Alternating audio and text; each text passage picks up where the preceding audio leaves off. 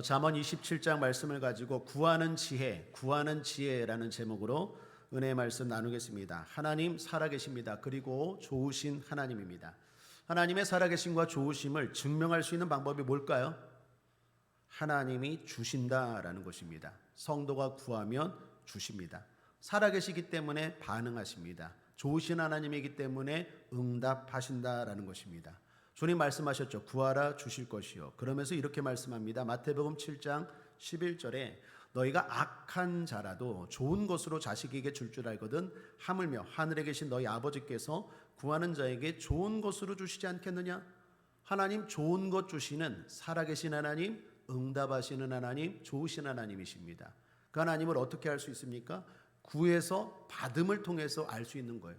하나님이 구할 때 주십니다. 그때 우리는 깨닫죠. 하나님 살아계시는구나. 뿐만 아니라 내 기도에 응답하시는 나를 관심 있게 바라보시고 사랑하는 좋으신 하나님이구나 라는 걸 알 수 있다라는 것입니다. 그러므로 사랑하는 여러분, 구하는 자가 지혜입니다. 우리에게는 하나님이 계십니다. 특별히 문제가 있다면 하나님 바라보고 구해야 합니다. 환자가 있습니다. 병을 바라봅니다. 계속 병만 바라봅니다. 그럼 뭐가 생깁니까? 두려움과 공포가 생기죠. 그게 마음을 점령합니다. 그래서 더욱더 병을 악화시킵니다. 그때는 뭘 봐야 됩니까? 병이 아니라 주님을 바라보고 기도해야 됩니다. 모든 문제가 그렇습니다. 문제를 바라보면 바라볼수록 그 문제가 내 마음을 덮어버립니다. 그래서 더 큰 근심, 더 무거운 마음, 더 수고한 짐들을 내 삶에 올려놓습니다. 그때는 그걸 바라보는 게 아니라 주님을 바라보고 기도해야 된다라는 것입니다. 노아 홍수 때입니다. 노아가 방주를 만들었죠. 그런데 그 방주의 특징이 뭡니까? 창문입니다.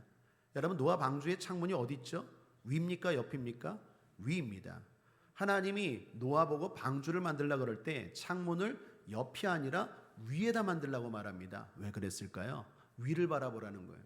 만약에 창문을 옆으로 바라보고 노아 가족이 옆을 계속 바라봤다고 생각해 보십시오. 그 심장마비 걸렸을 거예요. 두려워서. 사람들이 비명 지르고 죽어나가지 않았습니까? 물 계속 내리죠. 비 계속 내리죠. 모든 쑥대밭이 되는 것들을 봤다고 생각해 보십시오. 얼마나 두렵겠습니까? 당장 나에게는 어려움이 없을지라도 그거 보면서 나도 공포에 쌓이고 두려움에 쌓이고 불안에 쌓이고 걱정에 쌓이고 보다가 죽었을 거예요. 그런데 하나님 그거 보지 말고 뭘 보랍니까? 창문 하늘에 만들어 놨습니다. 하나님 바라보라는 거예요. 우리가 구원받은 하나님의 자녀라면 옆을 바라볼 게 아니라 위를 바라봐야 됩니다. 주님 바라보라라는 것입니다. 그럴 때 하나님이 응답하시고 거기에 구원의 역사가 일어나는 줄 믿습니다. 뿐만 아니라 주님이 다 예비하고 계셔도 구해야 보입니다. 한번 따라할까요? 구해야 보입니다. 하나님 다 예비해 놓고 계십니다. 우리의 문제가 있을 때 우리의 문제에 대한 답을 다 준비하고 계십니다. 예를 들어 이스라엘 백성들이 홍해바다 앞에 왔습니다. 뒤에는 애굽의 군대가 쫓아옵니다. 도망칠 방법이 없습니다. 그때 사람들은 지도자 모세를 원망하죠. 그리고 불평합니다. 여기저기서 우린 죽었다라는 절망의 소리들이 들려옵니다. 그러나 하나님 모든 걸 다 아시고 바닷속에 길을 예비해 놓으셨죠. 바닷속에 길을 다 예비해 놓으셨잖아요. 그런데 중요한 건 그걸 언제 보여주십니까? 언제 알 수 있습니까? 모세가 기도할 때. 하나님은 다 알고 있었어요. 애굽의 군대가 쫓아올 것도 알고 있었고 이스라엘 백성들이 꼼짝 못하는 도간에 든 쥐처럼 상황이 그렇게 될 것 알고 있어서 홍해바다 속에 길을 다 준비해 놓았어요. 그런데 문제는 중요한 건 모세가 기도하니까 그 모든 예비한 것들이 보이더라라는 것입니다. 출애굽기 14장 21절에 모세가 바다 위로 손을 내어 민대 여호와께서 큰 동풍으로 밤새도록 바닷물을 물러가게 하시니 물이 갈라져 바다가 마른 땅이 된지라.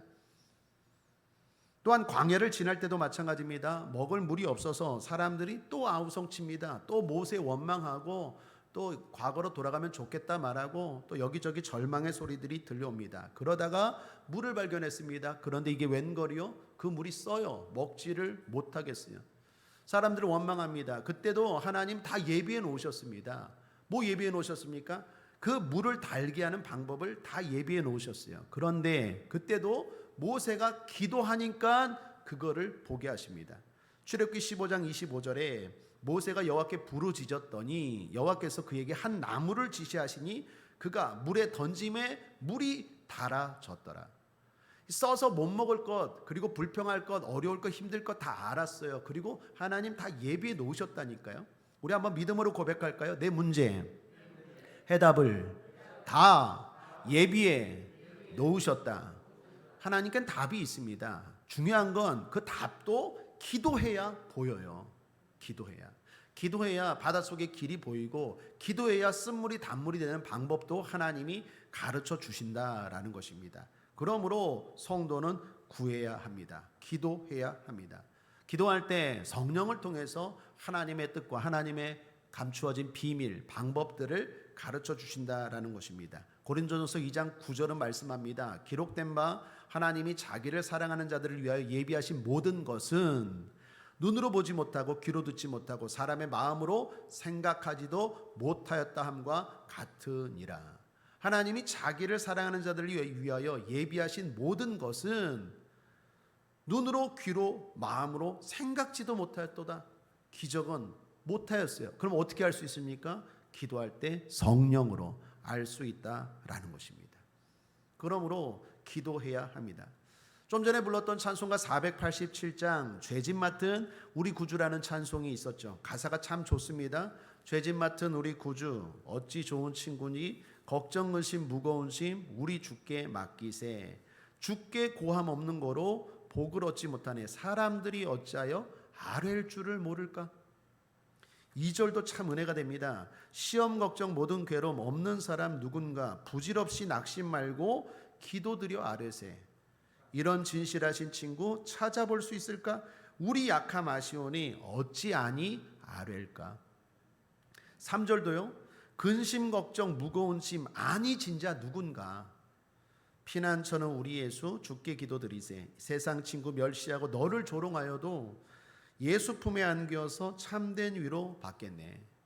특별히 마지막 단락도 보십시오. 1절 마지막 사람들이 어찌하여 아뢰일 줄을 모를까? 2절 마지막 단락 우리 약함 아시오니 어찌하니 아뢰일까? 3절 마지막 단락 예수 품에 안겨서 참된 위로 받겠네. 구하는 자가 지혜로운 자인 줄 믿습니다. 그러므로 구합시다. 문제가 있습니까? 구하십시오. 필요한 게 있습니까? 구하십시오. 답답합니까? 구하십시오. 우리에게는 하나님이 계시고 하나님은 살아계셔서 또한 사랑하셔서 우리 기도에 응답하실 줄 믿습니다. 자, 그렇다면 오늘 이 밤에 뭘 구해야 될까요? 오늘 본문을 통해서 세 가지를 꼭 여러분들 구하는 이 시간 되기를 바랍니다. 첫 번째, 친구를 구합시다. 한번 따라할까요? 친구를 주시옵소서.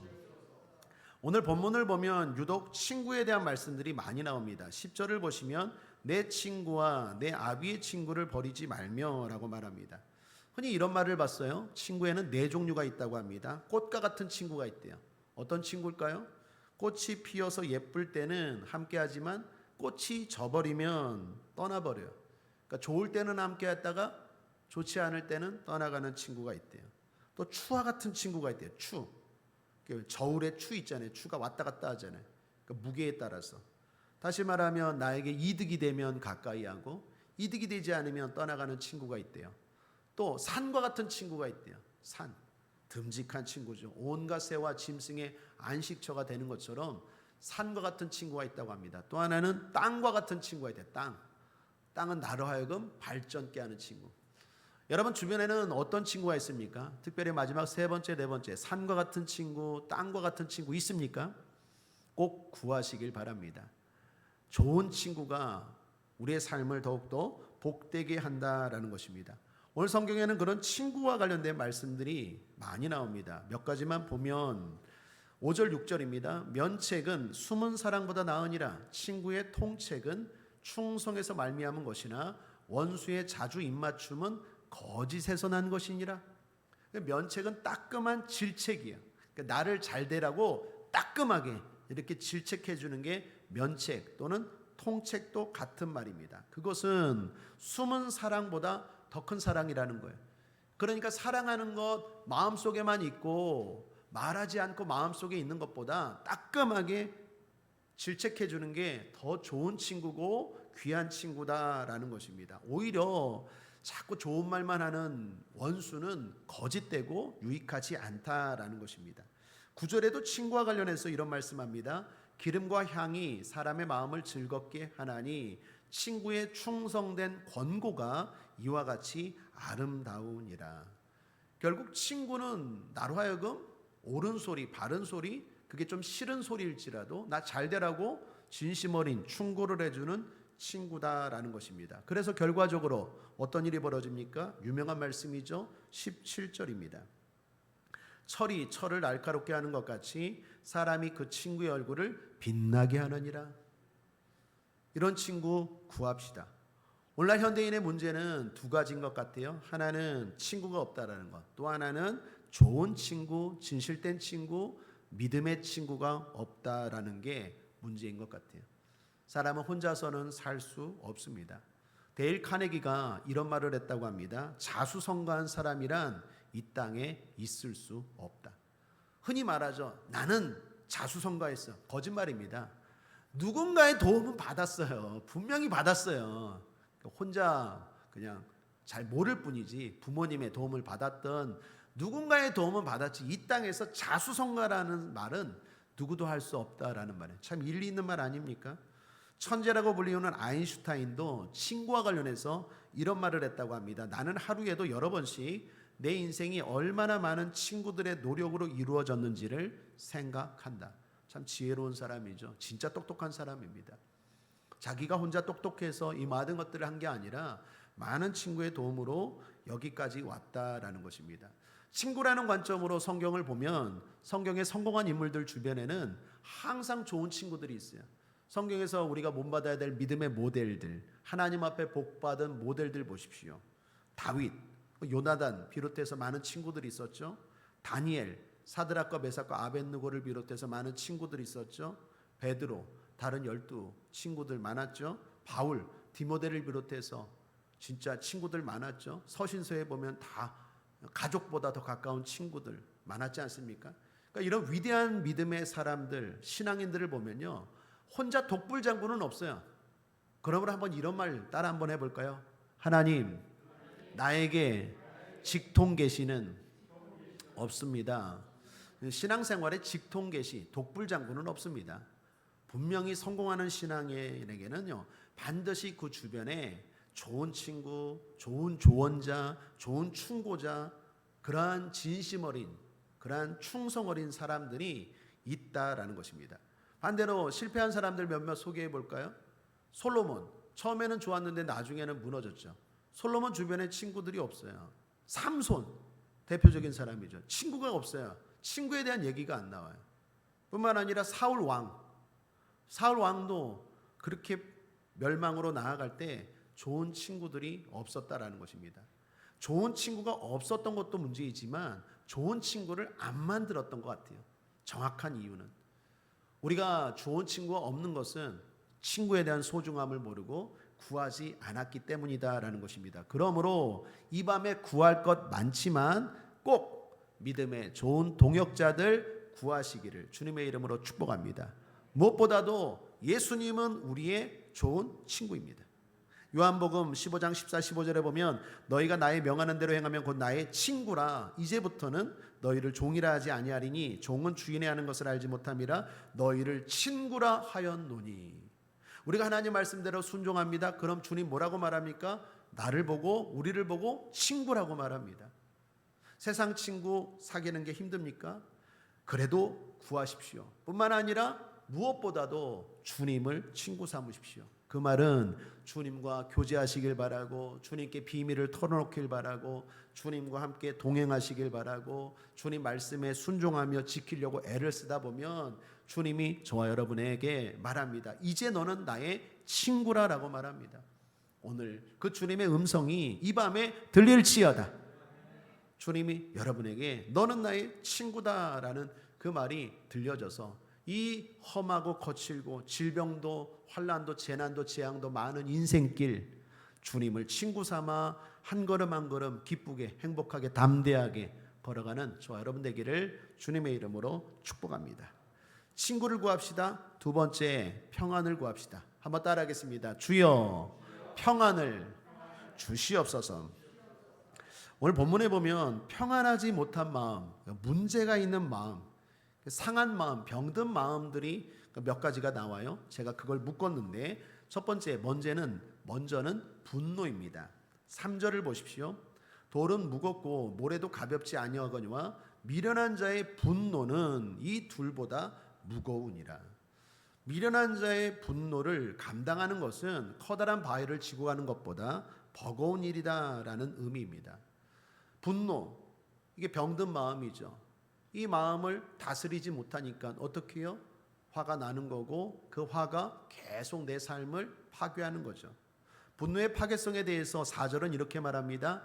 분은 잔인하고 노는 창수 같거니와 투기 앞에야 누가 서리야? 누가 서리요? 무슨 말입니까? 분노는 자신도 망하게 하고 다른 사람도 쫓아내게 하고 멀어지게 하고 망하게 한다라는 것입니다. 결국 분노가 폭발하는 사람들, 분노가 자주 다스리지 못하고 드러나는 사람들은 미련한 사람이요, 그건 자기도 망하고 주변 사람들도 다 멀어지게 만드는 거다라는 것입니다. 그것은 돌을 무겁고 모래도 무겁고 지고 가는 것처럼 어리석은 삶이다라는 것입니다. 심리학자들의 말에 의하면 사람들이 분노로 가득 차 있을 때는요, IQ가 줄어든대요. IQ가 화를 낼 때는요 80 이하 돌고래 수준으로 줄어든대요. 특별히 큰 슬픔, 어려움을 당할 때는요 70, 원숭이 수준으로 IQ가 줄어든대요. 지적 수준이, 판단력이 흐려지는 거예요. 그래서 재미난 말로 화를 낼 때는요 바나나 갖다 주래요. 충고하지 말고. 왜요? 원숭이에요. 지금 원숭이. 저 원숭이니까 아무리 저거 잘 되라고 충고해도 그때는 받아들이잖아요. 그냥 야 바나나 먹어. 또 원숭이야 지금. IQ가 분별이 안 돼. 사리 판단이 안 돼. 잘. 화가 나면요 배는 게 없잖아요. 우리 흔히 그러잖아요. 배는 게 없다고. IQ가 떨어지는 거예요. 분별력이 사라지고 상황 판단이 안 되는 거예요. 그때는 그냥 바나나 갖다 주래요. 재미난 얘기죠. 그만큼 화가 우리의 삶에 해가 된다라는 것입니다. 또한 다툼에 대해 나옵니다. 15, 16절 보십시오. 함께 읽어볼까요? 시작. 다투는 부녀는 비 오는 날에 이어 떨어지는 물방울이라 그를 제어하기가 바람을 제어하는 것 같고 오른손으로 기름을 움키는 것 같으니라. 여기 부녀는요 아버지와 딸을 말하는 게 아니라 여인, 아내를 말합니다. 아내. 그러니까 다투는 여인, 다투는 아내는 비 오는 날에 이어 떨어지는 물방울이라고 말합니다. 이건 좀 설명이 필요한데 당시 이스라엘 집의 지붕은요 평평했어요. 이렇게 평평했어요. 우리나라처럼 이런 게 아니라 평평했습니다. 투르키예 같은 데 집 같은 거 보면 지금도 이렇게 지붕이 평평하잖아요. 그러니까 이렇게 비스듬히가 아니라 평평해서 비가 오면 이렇게 구멍이 나는 데가 많았어요. 구멍이 나서 빗방울이 들어오면 떨어지면 어떻게 될까요? 그 안에가 쑥대밭이 되죠. 물이 들어오면 물이 새면 난리가 나잖아요.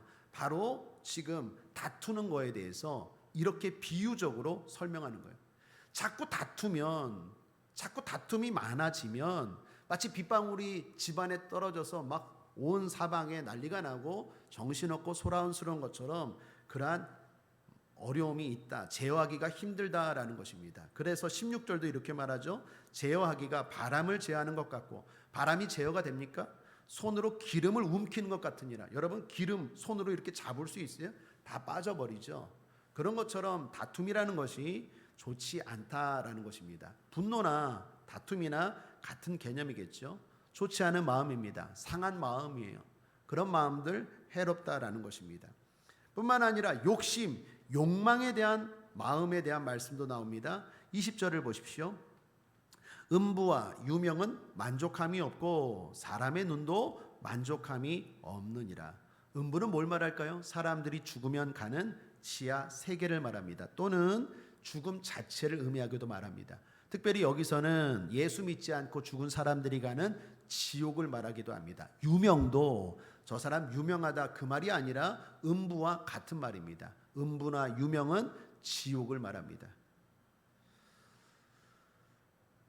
그런데 사람의 눈도 그렇다라는 거예요. 여기서의 눈은 어떤 눈일까요? 욕망의 눈이죠. 만족함이 없어요. 여러분, 지옥을 가는 사람들 특징이 뭡니까? 만족함이 없어요. 그러니까 어떻게 해요? 스탑이 안 돼요. 스탑이. 거기서 끝 이렇게 절제해야 되는데 절제가 안 돼요. 끝이 없어요. 더 많이 가지려고 하고 더 많이 누리려고 하고 더 많이 즐기려고 하고 더 많은 쾌락을 추구하려고 해요. 뉴스에 보니까 어떤 유명한 연예인이 또 마약을 했더라고요. 그 정도 인물과 또 그 정도 인기와 뭐 술도 먹을 수 있고 또 쾌락도 어느 정도 할 수 있는데 거기서 멈추질 않아요. 더 큰 쾌락, 더 자극적인 쾌락, 그 욕망과 욕심이 결국 그 사람의 인생을 지옥으로 가게 하는데 사람의 눈도 어떻게 해요? 만족함이 없대요. 욕심, 욕망의 마음에 대한 이야기입니다. 끊임없이 사람들이 만족을 모르고 욕망을 추구합니다. 잘못된 마음이죠. 잘못된 마음 가운데 또 하나 소개하면 불안이 나옵니다. 불안. 23절을 보십시오. 함께 읽어보겠습니다. 시작. 내 양떼의 형편을 부지런히 살피며 내 소떼의 마음을 두라. 양과 소는 당시 이스라엘의 가장 중요하고 가장 값비싼 가축이었습니다. 대표적인 가축이 양과 소였어요. 그런데 자신들의 소중한 귀중한 양과 소의 마음을 두지 않고 자꾸 한눈을 팔아요. 이 말은 자신에게 주어진 일, 자신의 삶에 성실하라라는 것이에요. 성실하라고 말하는데 자꾸 사람들이 한눈을 팝니다. 내가 가진 일, 내가 가진 능력, 내가 하는 삶, 내가 걷는 길에 대해서 성실하지 못해요. 왜 그럴까요? 불안하니까. 불안하니까 자꾸 걸어가면서도 이게 맞나? 하면서도 이게 맞나? 거기에 마음을 쏟지 못하고 자꾸 어떻게 해요? 마음을 딴 데 두는 거예요. 또 이거 하면서도 마음이 딴 데가 있어요. 콩밭에가 있어요. 한마디로 불안한 거죠. 사람들이 그렇습니다. 그런데 중요한 건 하나님 앞에 구하면 하나님이 우리에게 평안을 주시는 줄 믿습니다. 요한복음 14장 27절입니다. 평안을 너희에게 끼치노니 곧 나의 평안을 너희에게 주노라. 내가 너희에게 주는 것은 세상이 주는 것 같이 아니하니라. 너희는 마음에 근심도 말고 두려워하지도 말라. 가슴 위에 손을 얹고 따라하겠습니다. 나는 주님에게 구하고 두려워하지도 않고 근심도 않겠습니다. 주여 평안을 이 밤에 꼭 주시옵소서. 할렐루야. 주님이 우리의 마음을 붙잡아 주셔야 돼요. 주님이 우리에게 평안을 주셔야 돼요. 그래야 내가 한눈 팔지 않고 내가 가는 길이 맞다 자꾸 기웃기웃 두리번 하지 않고 내가 확신을 가지고 믿음을 가지고 걸어갈 수 있어요. 내게 주신 능력과 나에게 주신 삶에 대해서 어떻게 해요? 만족할 수 있어요. 주님이 내 마음 붙잡아 주지 않으면 내 마음도 자꾸 더 욕망으로, 그 욕망이 나를 죽이는 것도 모르고 그 욕망의 끝은 음부, 유명, 지옥인 것도 모르고 끊임없이 나아갈 수밖에 없어요. 주님이 화가 나는 내 마음 붙잡아 주셔야 되고요. 주님이 흔들리는 내 마음 붙잡아 주셔야 되고요. 주님이 불안한 내 마음 붙잡아 주셔야 되고요. 주님이 두려운 마음 붙잡아 주셔야 되고, 주님이 자꾸 다투고 싶은 마음 붙잡아 주셔야 되고, 주님이 자꾸 뚜껑이 열리게 되는 마음 붙잡아 주셔야 돼요.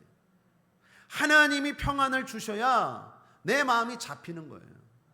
그러므로 사랑하는 여러분, 오늘 이 잠언 27장을 읽으면서 하나님 우리에게 말씀하세요. 평안을 구하라. 세상이 알 수도 없고 줄 수도 없는 평안을 주노라. 그 평안이 임할 때 우리는 아까 말했던 병든 마음, 상처난 마음, 잘못된 마음이 아니라 건강한 마음, 천국과 같은 마음, 기쁨의 마음을 가지고 소망의 마음을 가지고 한 걸음 한 걸음 살아가게 될 줄 믿습니다.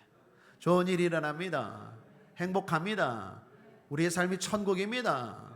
우리의 삶에 만족합니다. 하나님이 함께 하십니다. 즐겁습니다. 희망이 있습니다. 여러분, 그 마음 하나님이 주셔야 돼요. 그러므로 하나님 앞에 평안을 이 밤에 꼭 구하시기를 주님의 이름으로 축원합니다. 셋째로 지혜를 구합시다. 한번 따라하겠습니다. 주여 지혜를 주옵소서.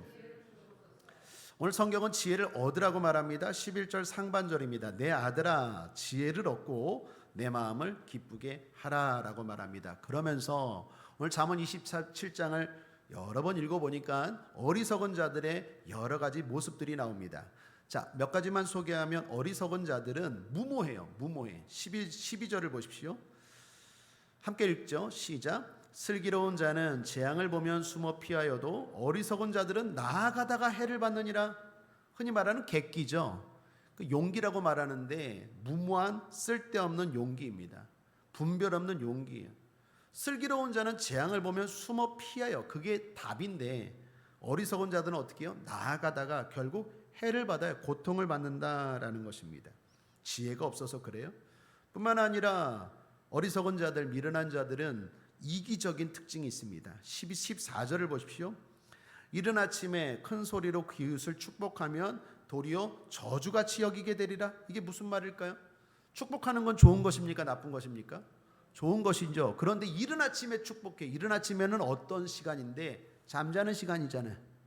잠자는 시간인데 가서 야 내가 너 축복해 하면 그 사람이 좋아할까요? 싫어할까요?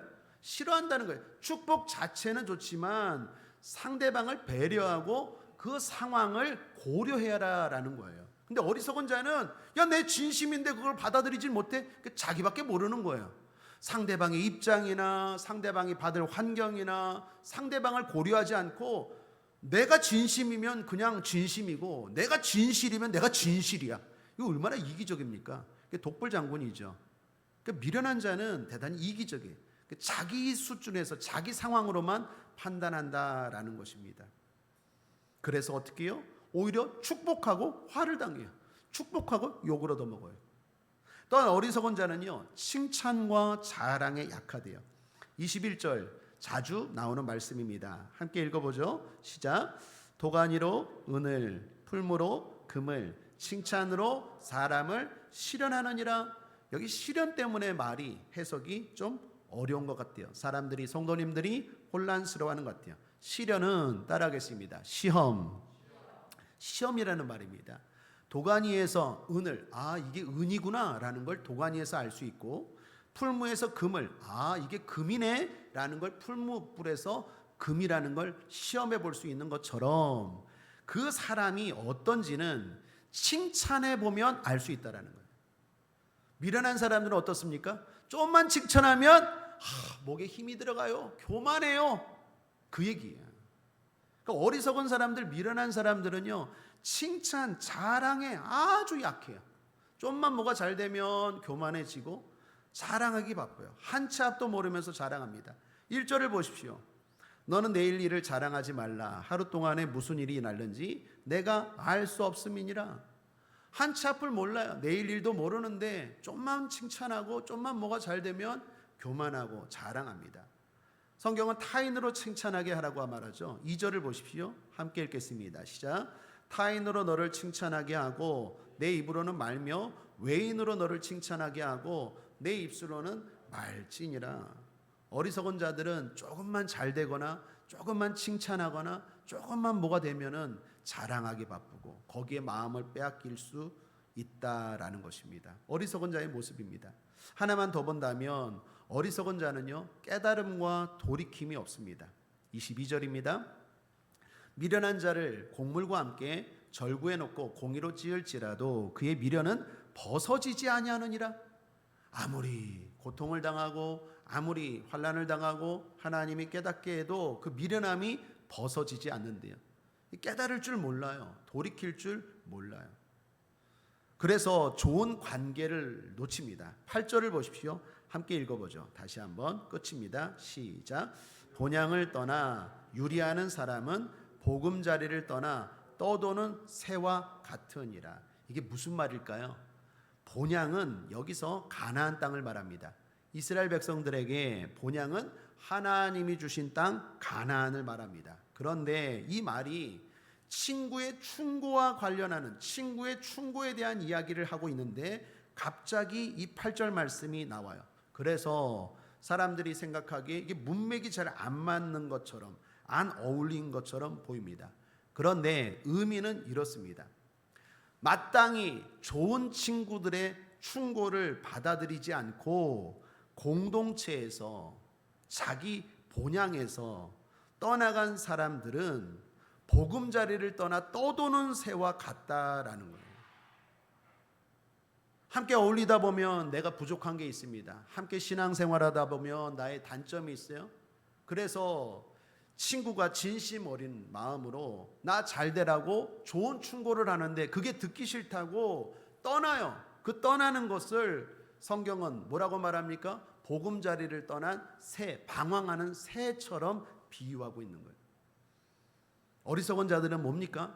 받아들일 줄 몰라요. 깨달을 줄 몰라요. 돌이킬 줄 몰라요. 기분에 안 맞으면 떠나버려요. 어리석은 자다라는 것입니다.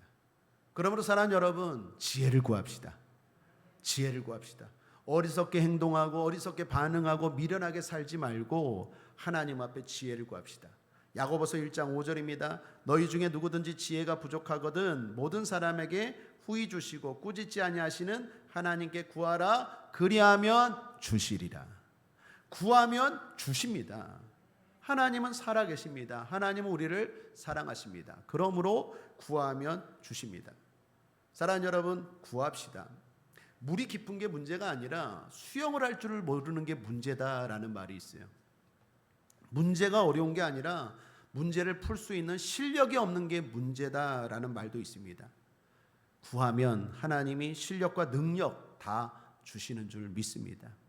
이 밤에 구하셔서 수영할 줄 몰라요 불평하지 말고, 문제가 너무 어려워요 원망하지 말고 하나님께 구하면 하나님이 모든 것들을 풀 수 있는 지혜를 주실 줄 믿습니다. 병든 자를 고치지 못하고 기적을 행할 수 없어 쩔쩔매는 제자들에게 주님 뭐라고 말씀합니까? 마가복음 9장 29절에 기도 외에는 이런 유가 나갈 수 없느니라. 제자들 보고 하신 말씀입니다. 기도해라. 기도해라. 기도하면 귀신도 쫓아내고 병든 자도 치료하고 기적이 일어난다. 주님이 하신 말씀입니다.